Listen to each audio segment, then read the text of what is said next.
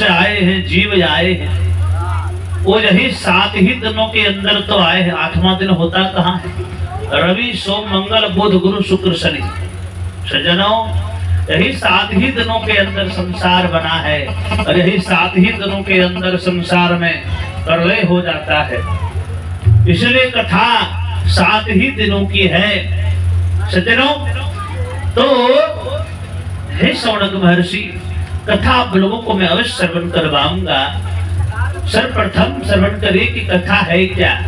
धर्म प्रोज्झति कैतवोत्र परमो निर्मत्सराणां सतां वेद्यमवास्तवमत्र वस्तु शिवदं तापत्रयो न मूलनम्। संसार में जितने भी प्रकार के धर्म हैं, सामाजिक धर्म है, लौकिक धर्म है, इसको सामान्य धर्म कहा गया है। लेकिन परम धर्म क्या है? परम धर्म धर्म प्रोज्झति कैतवोत्र परमो।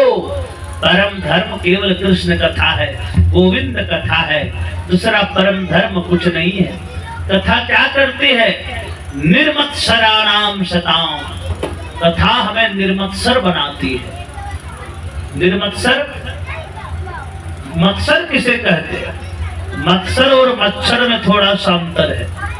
मच्छर वही है जो बाहर से काटता है, और मच्छर जब काटता है तो हम लोग मच्छरदानी लगा लेते हैं, गुड नाइट जला लेते हैं, क्वाइल जला लेते हैं और चैन से सोते महाराज। लेकिन मत्सर जो है वो अंदर में रहता है, आपके मन में रहता है। वो मत्सर का नाम क्या है? काम, क्रोध, लोभ, मोह, मद, अहंकार। ये अंदर का मच्छर है और इसको मारने का कोई आज तक सामान बना ही नहीं। इसको मारने के लिए, इसको मिटाने के लिए कुछ बना ही नहीं है। तो इसके लिए क्या है? इसके लिए निर्मत्सराणाम सताम, श्रीमद् भागवत महापुराण की कथा है। मत्तः अग्रे सरति मत्सर। सज्जनों, कैसे समझिएगा कि आपका हृदय निर्मत्सर हो गया है? कैसे जानिएगा कि आपका हृदय का मच्छर मर चुका है? उसका एक पहचान है। जब दूसरों के सुखों को देखकर आपका हृदय प्रसन्न होने लगे, दूसरों का विकास देखकर जब आपका मन प्रसन्न होने लगे, तो समझिए आपका मन निर्मत्सर हो चुका है। कथा श्रवण करते करते आपके अंदर के मच्छर जो हैं वो शांत हो जाते हैं। निर्मत्सराणाम सतां वेद्यम। ये कथा हमें ज्ञान प्रदान करती है। क्या? वास्तव वस्तु वेद्यम। वास्तव वस्तु क्या है संसार में? वास्तवो जीव वास्तवी माया वास्तवम जगत। जीव जगत और माया का बोध जो करा दे वही तो श्रीमद् भागवत कथा है। और कथा का फल क्या होता है? तापत्रयोन्मूलनम्। सज्जनों, कथा श्रवण करने से पाप कटता ही नहीं है। तो क्या होता है? देखिए, किसी पौधा को, किसी वृक्ष को अगर आप काट देते हैं तो जड़ रह जाता है। वो जड़ रहने के कारण जब बारिश होती है, जब नमी आता है, तो जड़ से भी धीरे धीरे वृक्ष पनपने लगता है और पुनः वो एक समय में, कुछ समय के बाद वृक्ष बन के तैयार हो जाता है।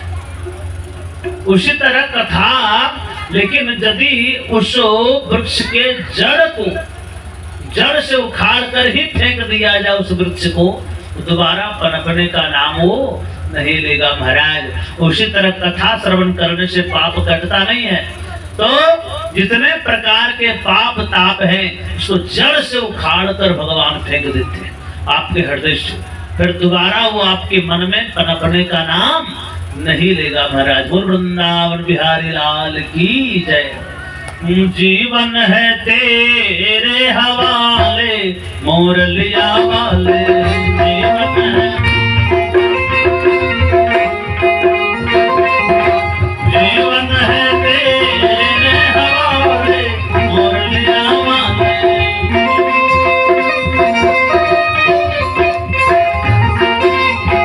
ए हो मुरलिया वाले, ए हो मुरलिया वाले।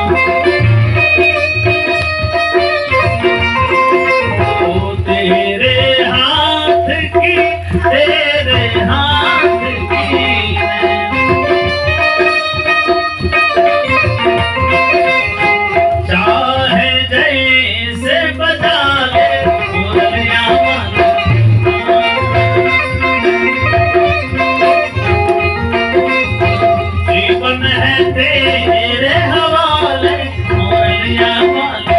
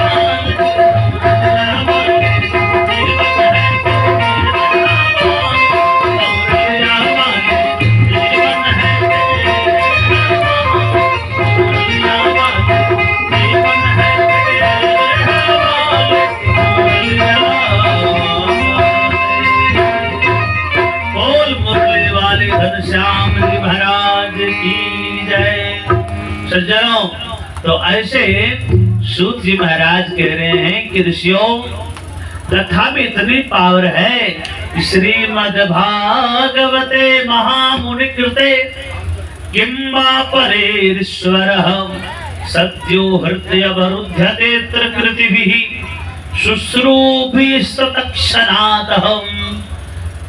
हे ऋषियों, कथा ऐसी है जिस समय कथा श्रवण करने की इच्छा अपने मन में आपकी जागृत होती है, भागवत जी के अनुसार उसी क्षण भगवान आपके हृदय में, उसी क्षण बांके बिहारी आपके हृदय में विराजमान हो जाते हैं।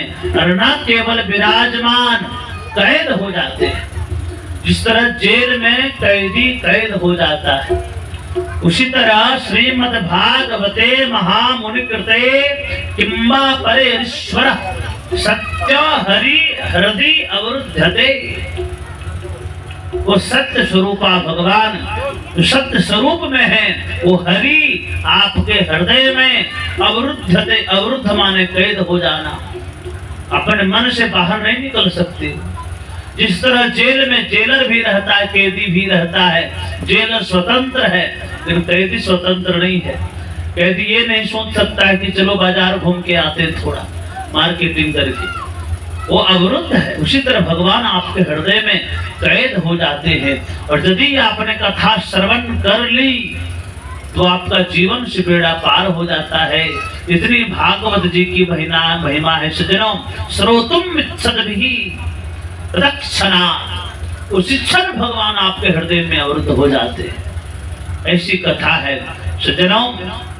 और ये भागवत है क्या? निगम कल्प तरोज गलितम फलम सुख मुखाद अमृत द्रव संयुतम पिबत भागवतम रसमालयम मुहुरहो रसिका भुवि भावुका। सज्जनों, सभी वेदों पुराणों का सार ही तो श्रीमद् भागवत है। जिस तरह से आम का वृक्ष जब रहता है तो उस वृक्ष का संपूर्ण सार जो मुख्य चीज होता है वो फल होता है।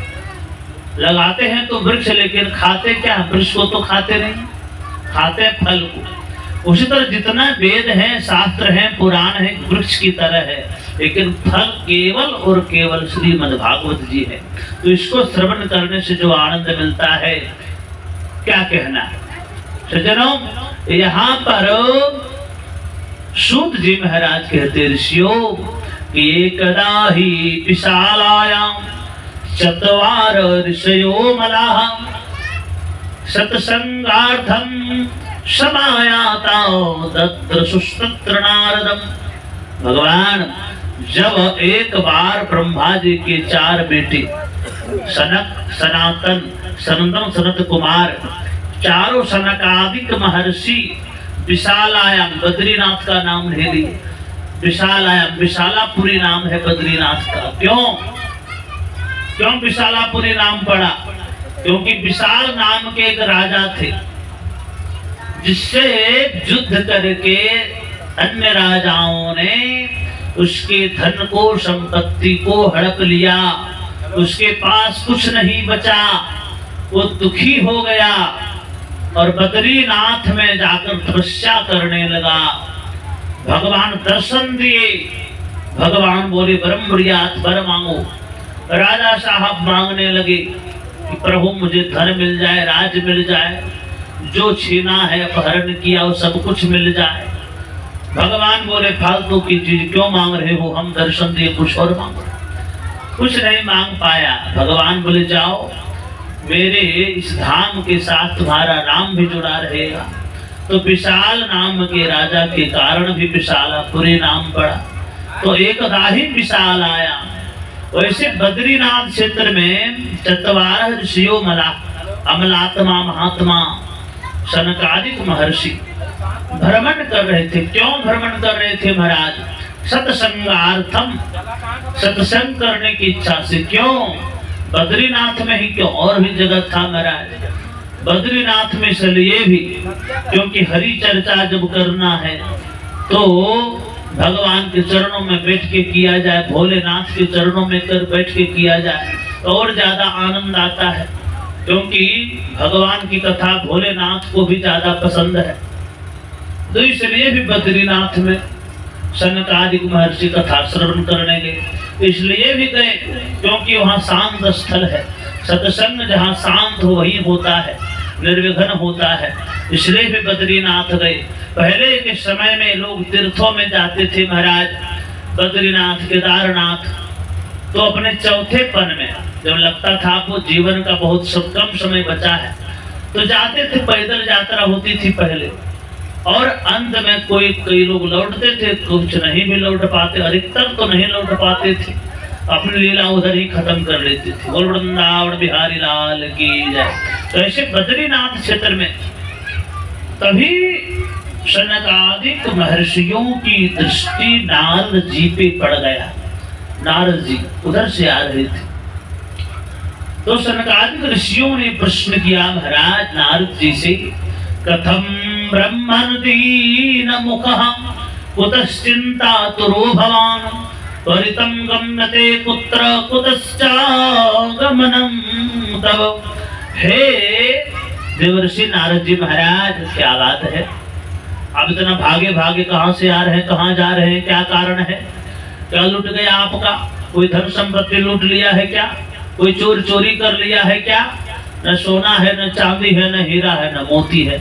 आपके पास है क्या? बीना है, भगवा वस्त्र है, माला है, और क्या है आपके पास महाराज? ये चेहरा तो ऐसा उतरा है जैसे विषयी पुरुष का धन किसी ने लूट लिया, जैसे विषयी पुरुष का धन किसी ने लूट लिया हो, चुरा लिया हो। गत वित्तो जथा जन, ऐसा आपका चेहरा उतरा है, क्या कारण है महाराज?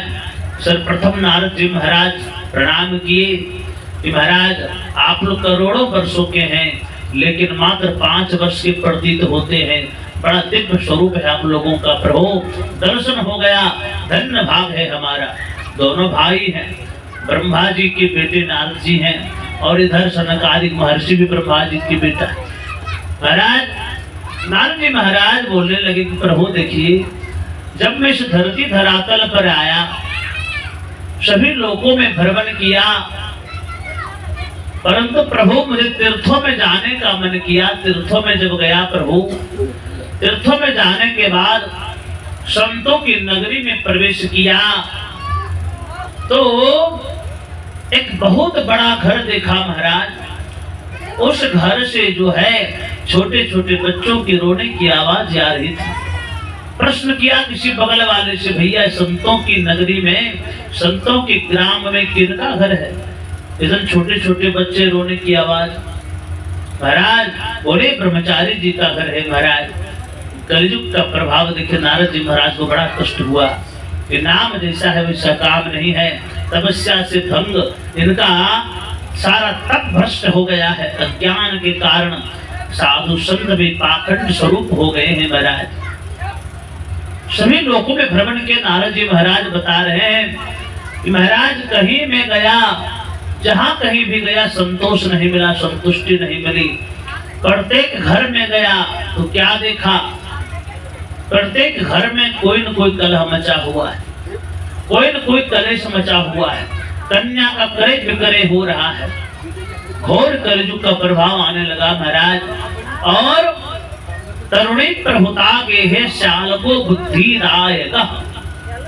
घर घर में तरुणियों का राजपाट चलने लगा है।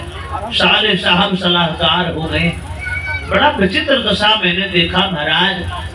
मुझे लगा कि चलो भैया वृंदावन के किनारे, कन्हैया की नगरी वृंदावन की, अगर वहां पहुंचते हैं तो कुछ तो चित्त को संतुष्टि मिलेगी, संतोष मिलेगा। महाराज जैसे वहां पर मैं पहुंचा तो शांति तो दूर की बात है, सर्वप्रथम मुझे एक युवती दिखाई पड़ी।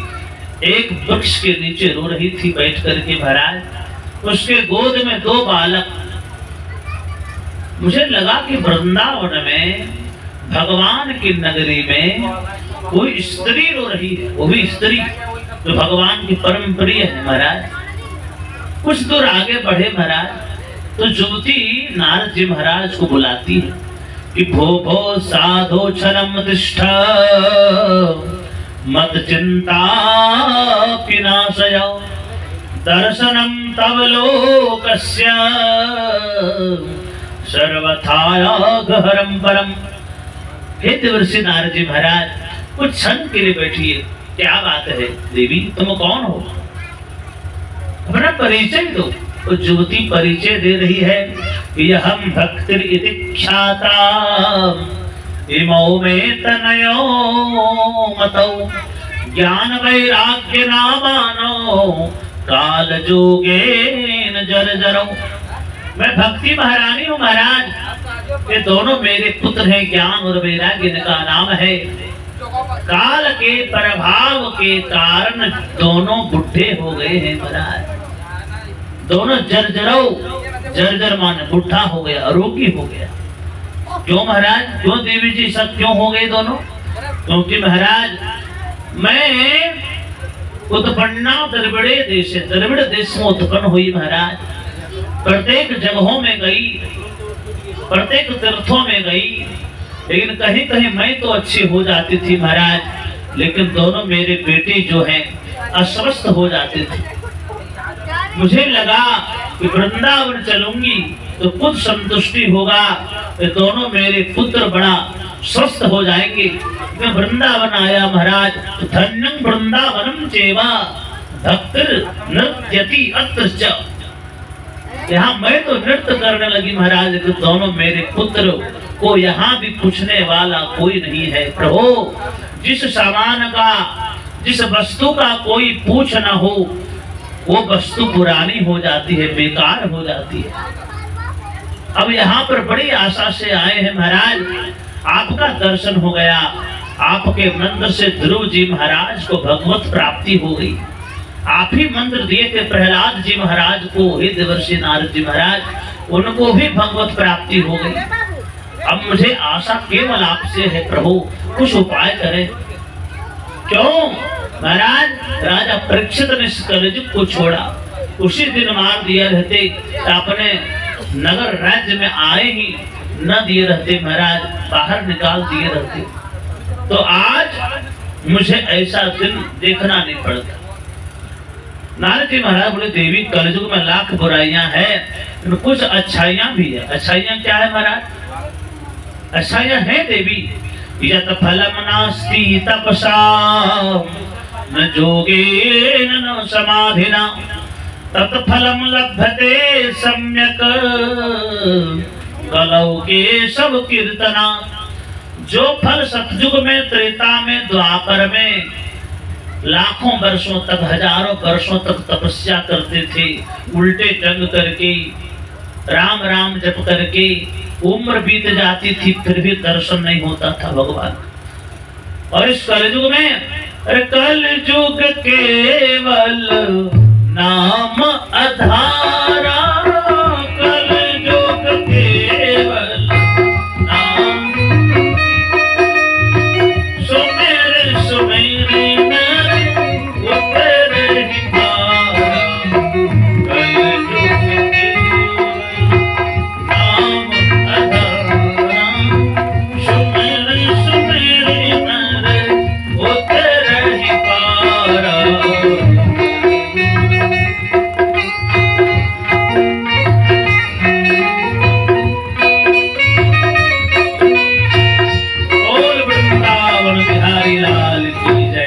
इसमें केवल राम राम जो जपेंगे प्रभु, उनका काम बन जाएगा।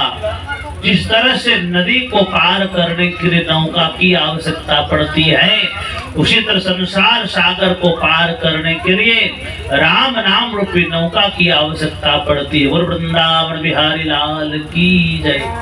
बैठल रोवेली गुजरिया हो, सुनरिया में दाग लग गया।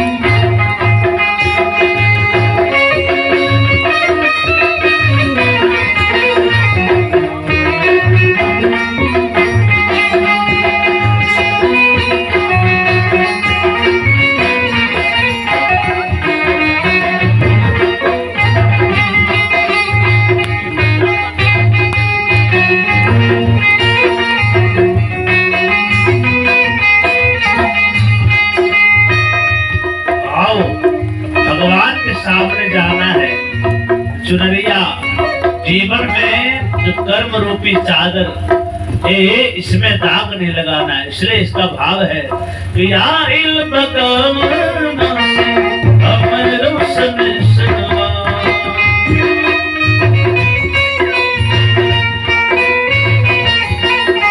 ओ नायक हमारा पिया वाक्य दे सनवा,